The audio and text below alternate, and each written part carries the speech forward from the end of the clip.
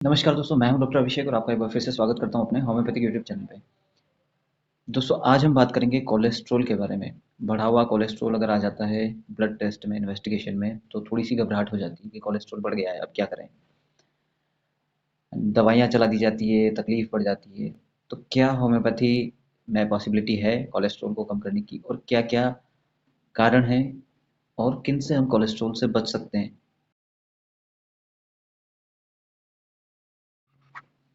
नमस्कार दोस्तों, मैं हूं डॉक्टर अभिषेक और आपका एक बार फिर से स्वागत करता हूं अपने होम्योपैथिक यूट्यूब चैनल पे। दोस्तों आज हम बात कर रहे हैं कोलेस्ट्रॉल के बारे में। कोलेस्ट्रॉल की कौन कौन सी कंडीशन है, किन कितने तरह के कोलेस्ट्रॉल्स हैं हमारी बॉडी में, हार्मफुल हैं या गुड हैं। और जब रिपोर्ट में कोलेस्ट्रॉल बढ़ा हुआ आ जाता है तो थोड़ी सी घबराहट हो जाती है, चिंता हो जाती है कि कहीं ना कहीं कोई तकलीफ तो नहीं है, या आगे फर्दर कोई डिजीज़ या बड़ी बीमारी होने के कोई चांसेस तो नहीं हो जाते हैं। इन सब के बारे में बात करेंगे। वीडियो को लास्ट तक देखिएगा प्लीज़। और होम्योपैथिक मोड ऑफ ट्रीटमेंट की सारी मेडिसिन जो बेस्ट कोलेस्ट्रॉल के लिए काम करेगी, आपको further heart attack, heart stroke से बचाने का काम करेगी, उन सारी बातों में बात करेंगे। बने रहिए वीडियो के लास्ट तक। दोस्तों अगर आपने चैनल को सब्सक्राइब नहीं किया तो प्लीज़ चैनल को सब्सक्राइब कीजिए, बेल आइकन को प्रेस कीजिएगा ताकि नए वीडियो आप तक पहुंचते रहें। और वीडियो को ज़्यादा से ज़्यादा लोगों तक शेयर कीजिए। दोस्तों मैं आपसे कोलेस्ट्रॉल के बारे में, जैसा आपने देखा है थंबनेल पे कि कोलेस्ट्रॉल क्या है, बढ़ जाता है, रिपोर्ट में आ जाता है बढ़ा हुआ, तो क्या दिक्कत हो जाती है, ऐसा क्या होता है कि कोलेस्ट्रॉल बढ़ने से हमें प्रॉब्लम क्यों फेस करने को मिलती है। तो कोलेस्ट्रॉल है क्या, ये जानना बहुत ज़रूरी है। कोलेस्ट्रॉल एक फैटी डिपोजिशन है, यानी कि एक वसा का ही जमाव हो जाता है हमारी आर्टरीज के अंदर, यानी कि जो प्योर ब्लड को आर्टरी सप्लाई कर रही है हमारी बॉडी को। हार्ट के आसपास की जो कोरोनरी आर्टरीज हैं, या एओर्टा है जो बड़ी आर्टरी है, बिगेस्ट आर्टरी, वहाँ पर डिपोजिशन ऑफ फैट, कोलेस्ट्रोल, ये हो जाता है। अभी क्यों होता है इसके बारे में बात करेंगे। तो ये एक रिस्क फैक्टर हो जाता है हार्ट डिजीज़ को लेकर के, यानी कि वाइटल रोल प्ले करता है। आपकी फर्दर हार्ट को प्रॉब्लम हो रही है, इसका मतलब ये है कि आपको हार्ट डिजीज़ होने के चांसेस हैं अगर आपका कोलेस्ट्रॉल लगातार बढ़ा हुआ रहता है तो हमें इसे कंट्रोल करना ही चाहिए। फर्दर और किसी बीमारी से बचने के लिए, हार्ट स्ट्रोक से बचने के लिए, हार्ट अटैक से बचने के लिए, या ब्लॉकेज से बचने के लिए, यानी कि जब हमारी कोरोनरी आर्टरीज होती हैं, हार्ट के आसपास की कोरोनरी आर्टरी जो हार्ट को ही सप्लाई करती है, वहाँ पर भी फैट डिपोजिशन, कोलेस्ट्रॉल डिपोजिशन हो जाता है। तो ये एक नॉर्मल फिनोमेना मैंने आपको बताया है कि deposition of cholesterol in arteries, ये एक हार्मफुल कंडीशन होती है। क्योंकि डिपोजिशन जब अगर आर्टरीज के अंदर डिपोजिशन हो जाएगा, तो आप मान के चलिए चलिए कि उसकी थिकनेस जो होगी, मोटाई जो होगी आर्टरी की, जो हमारी सप्लाई कर रही है ब्लड को, वो थिन हो जाएगी, यानी कि वो पतली बारीक सी हो जाएगी। तो ब्लड फ्लो बढ़ेगा ही बढ़ेगा। ब्लड प्रेशर बढ़ जाता है तो हम ब्लड प्रेशर की टेबलेट्स खाना शुरू कर देते हैं, और खून पतला होने की दवाई शुरू कर दी जाती है एक एज के बाद। ये कोई ट्रीटमेंट नहीं है, प्लीज़ आप जागरूक रहिए, अपने हेल्थ के प्रति कॉन्शियस रहिए। क्योंकि ट्रीटमेंट ये है कि हम उस डिपोजिशन को हटाएं वहाँ से। ये नहीं है कि फ्लो बहुत प्रेशर से हो रहा है तो ब्लड को ही थीन कर दिया जाए। हाँ, नेसेसरी होती हैं, रिक्वायरमेंट होती है उन मेडिसिन की, लेकिन वो सीवियर इमरजेंसी कंडीशन में ही रिक्वायरमेंट होती है। और प्लीज़ प्लीज़ प्लीज़ अपनी हार्ट हार्ट का, अपनी हेल्थ का ध्यान रखिए। अब बात करते हैं कि कोलेस्ट्रॉल जो होता है, यानी कि फैट डिपोजिशन जो होती है, कोलेस्ट्रॉल ब्लड में सप्लाई होता है, यानी कि एब्जॉर्ब होने के बाद ब्लड के साथ ही वो बहता जाता है, और वो बहता है प्रोटीन के साथ अटैच होकर के। तो उसे कोलेस्ट्रॉल जो होता है वो नॉर्मली बॉडी में पाया जाता है, और प्रोडक्शन होता है, और ये हर ऑर्गन में, हर सेल में थोड़ी मात्रा में मिलता है। लेकिन जब ये एक्सेस हो जाता है, और जब लो डेंसिटी लिपोप्रोटीन, यानी कि ऐसा लिपोप्रोटीन, लिपोप्रोटीन भी क्यों कहते हैं, क्योंकि कोलेस्ट्रॉल जब ब्लड सप्लाई होती है, ब्लड के साथ जब वो ब्लड के साथ बहता है हमारे आर्टरीज के अंदर, तो वो प्रोटीन के साथ अटैच होकर के बहता है, यानी कि प्रोटीन के साथ जुड़ जाता है, तो उसे लिपोप्रोटीन कहा जाता है। और ये दो तरह के होते हैं, लो डेंसिटी लिपोप्रोटीन और हाई डेंसिटी लिपोप्रोटीन। जो लो डेंसिटी लिपोप्रोटीन होता है वो होता है बैड, यानी कि हमारे लिए हार्मफुल होता है। वो इसलिए होता है क्योंकि लो डेंसिटी लिपोप्रोटीन वाला जो कोलेस्ट्रॉल होता है, वो आर्टरीज की दीवारों के चारों तरफ और हमारे हार्ट की आसपास की आर्टरीज की दीवारों के चारों तरफ डिपोजिशन होना इसका शुरू हो जाता है। और वो डिपोजिशन की वजह से उस आर्टरीज का पाथवे जहाँ से ब्लड सप्लाई होना है उसका पाथ जो होता है वो नैरो हो जाता है, सकड़ा हो जाता है। वो आर्टरीज में डिपोजिशन की वजह से, जमाव की वजह से खून बह नहीं पाता, और वो बहेगा प्रेशर के साथ, तो आपका ब्लड प्रेशर भी राइज करेगा। और भी कारण होते हैं, चिंता करना, ज़्यादा एक्सरसाइज करना, ज़्यादा फैटी फूड खाने की वजह से कोलेस्ट्रॉल हो रहा है, तो ऑब्वियसली ये जो था कि आपका ब्लड प्रेशर बढ़ेगा। लेकिन ब्लड प्रेशर बढ़ने के और भी कारण होते हैं, लेकिन उसमें से मेजर यही है, हमारी इम्प्रॉपर लाइफ स्टाइल, हमारी लाइफ स्टाइल और हमारी जो डाइट हैबिट है, यानी कि अनहेल्दी डाइट जो हम ले रहे हैं उस पर हमें डिपेंड करते हैं। लेकिन कोलेस्ट्रॉल जो हाई डेंसिटी लिपोप्रोटीन होता है, यानी कि हाई डेंसिटी लिपोप्रोटीन जो होता है उसे गुड कोलेस्ट्रॉल कहते हैं। वो इसलिए होता है क्योंकि ये आर्टरीज की दीवारों पे अटैच नहीं होता है, बल्कि जो एक्सेस कोलेस्ट्रॉल होता है उसको फर्दर लीवर तक ले जाता है, और कोलेस्ट्रॉल को डाइजेशन और साथ ही उसके प्रोडक्शन को कम करने में हेल्प करता है। क्योंकि कोलेस्ट्रॉल की नीड बॉडी को होती है, हर सेल को होती है, हर बॉडी के हर ऑर्गन को नीड होती है, और क्योंकि डाइजेशन में ये बहुत हेल्प भी करता है। अब बात करते हैं कि हमें आइडेंटिफिकेशन कैसे कर सकते हैं, क्या साइन एंड सिम्टम होते हैं कि हमारी बॉडी में कोलेस्ट्रॉल बढ़ गया है, तो इसका कोई आइडेंटिफिकेशन नहीं है, कोई साइन एंड सिम्टम आपको नहीं मिलेंगे। प्लीज़, आइडेंटिफिकेशन, एकमात्र आइडेंटिफिकेशन है कि आप जब फर्दर या आप रैंडमली आप अपना ब्लड टेस्ट करवा लेते हैं और उसमें कोलेस्ट्रॉल बढ़ा हुआ आता है, तो आप मान के चलिए ये एकमात्र तरीका है जिससे हम पता लगा सकते हैं कि हमारी बॉडी में कोलेस्ट्रॉल बढ़ा हुआ है या नॉर्मल है। नो एक्टिविटी, फिजिकल एक्टिविटी जो होती है वो एक तरीके से निल हो चुकी है, नो नो के बराबर फिजिकल एक्टिविटी हमारी हो रही है, ताकि वो जो फैट डिपोजिशन है उसको कंजप्शन, उसका यूज़ हो सके। तो फिजिकल एक्टिविटी हमारी बिल्कुल ख़त्म हो चुकी है, ये एक मेजर फैक्टर है। दूसरा है कि डाइट, हेल्दी डाइट। डाइट ऐसी है कि जो हेल्दी नहीं है, फैटी फूड खा रहे हैं, बाहर का खाना खा रहे हैं, फास्ट फूड खाया जा रहा है, चीज़ खाई जा रही है, जिसका पाचन नहीं हो रहा है, तरीके से वो पच नहीं पा रही है, तो क्या होगा, वो ही फैट कहीं ना कहीं बॉडी उसको डिपॉजिट करेगी। वो डिपॉजिट होता है आर्टरीज के अंदर, एओर्टा के अंदर, और हमारा ब्लड प्रेशर, हमारा ब्लॉकेज, ये बढ़ते हुए जाते हैं। आर्टरी क्यों ब्लॉक हो जाती है? आर्टरी ब्लॉकेज का कारण ही यही है कि जब उसकी वॉल्स के चारों तरफ फैट डिपोजिशन हो चुका है, कोलेस्ट्रॉल डिपोजिट हो चुका है, तो प्रेशर बढ़ता है आर्टरीज का। आर्टरीज का प्रेशर जब बढ़ता है तो आर्टरी कहीं ना कहीं रप्चर होती है। जब आर्टरी फट जाती है कहीं से, तो हमारा ही शरीर उस आर्टरी को रिपेयर करने के लिए क्लॉटिंग करता है, ब्लड को वहां से जमाता है कि ब्लड आर्टरी के बाहर ना बहे, और उसी क्लॉटिंग की वजह से क्लॉटेज और फैट डिपोजिशन क्या करते हैं, आर्टरी को ब्लॉक कर देते हैं। तो हमें further in the case of blockage, in the case of cholesterol deposition, हमें हार्ट अटैक, स्ट्रोक का भी सामना करना पड़ता है।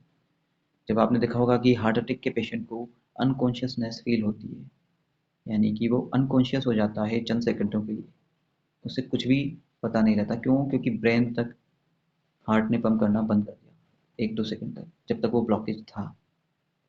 जैसे ही वो ब्लॉकेज रिमूव हो जाता है, फर्दर जो होता है, पेशेंट कॉन्शियसनेस में आ जाता है। ऐसी स्थिति में ब्लड को पतला करने की दवाई दी जाती है, ना कि आप स्वस्थ हैं और उसी अवस्था में चालू कर दी जाए। जब आप अनकॉन्शियस हो गए हैं वहाँ दी जाती है ब्लड को थिन करने वाली मेडिसिन, ताकि ब्लड फ्लो जो है वो कैसे न कैसे करके आपके ऑर्गन तक, आपके ब्रेन तक, आपके वाइटल ऑर्गन तक प्रॉपर वे में पहुँचे, और आप लाइव रहें, आपकी लाइफ को सेव किया जा सके। ये क्लॉटेज बनना और आर्टरीज का जो थिन होना, यानी कि आर्टरीज की वॉल पे फेट डिपोजिशन हो जाना, आर्टरीज को हार्ड हो जाना, आर्टरीज इतनी हार्ड हो जाती है क्योंकि प्रेशर बढ़ जाता है, उसे हमें कंट्रोल करना ही पड़ेगा हमारी लाइफ स्टाइल मैनेज करके।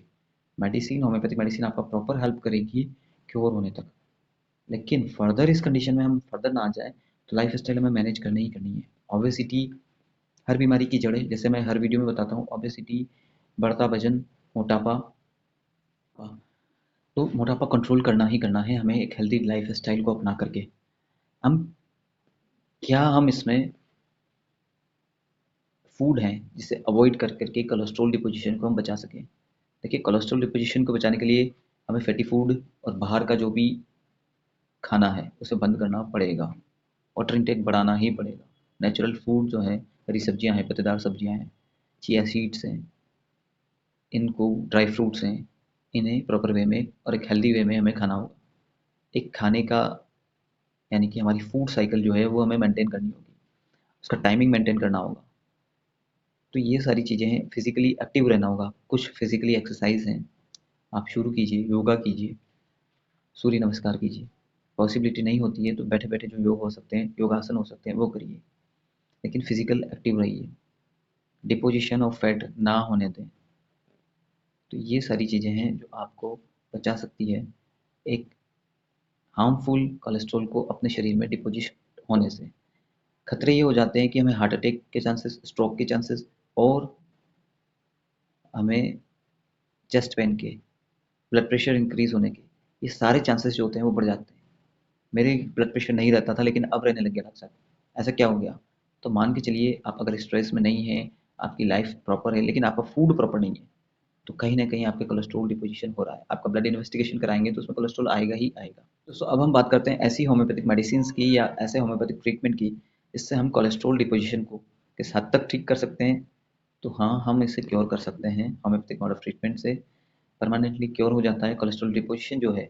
मैंने यहाँ तक देखा है कि 80 to 90% तक कोरोनरी आर्टरीज का डिपोजिशन, यानी कि 80 से 90 और 90 से 95% तक की जो कोरोनरी आर्टरीज का डिपोजिशन है, वो भी विदाउट एंजियोग्राफी, विदाउट एंजियोप्लास्टी, बिना किसी एलोपैथिक हेल्प के, होम्योपैथी से ही परमानेंटली क्योर हो गया। लेकिन इसका ये मतलब नहीं है कि आप अपनी जो चलती हुई दवाइयाँ हैं उन्हें छोड़ दें। आपकी जो मेडिसिन चल रही है उन्हें चलने दीजिए और होम्योपैथिक को भी अपना सकते हैं। होम्योपैथिक मेडिसिन की बात करें तो होम्योपैथिक मेडिसिन बहुत ही कारगर हैं जो कोलेस्ट्रॉल डिपोजिशन को, ब्लॉकेज को और कोरोनरी आर्टरीज के ब्लॉकेज को भी खत्म करने में सक्षम है। और बात करूं तो सबसे पहली मेडिसिन आती है और बहुत ही अच्छी इफेक्टिव मेडिसिन है, वो है कोलेस्ट्रीनम।